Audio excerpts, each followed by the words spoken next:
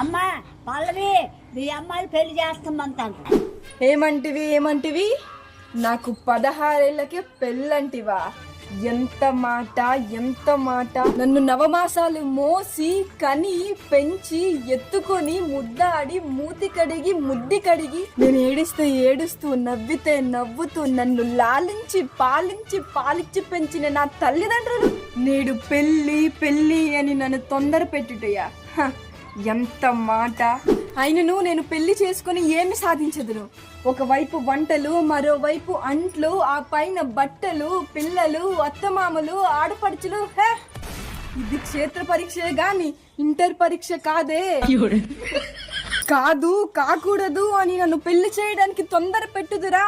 మన రాష్ట్రానికి బాబు అయిన చంద్రబాబుని, ఆ పైన లోకేష్ బాబుని, ఆ పైన మన కళ్యాణ్ బాబుని రప్పించి మిమ్మల్ని కటకటాల వెనక పంపించి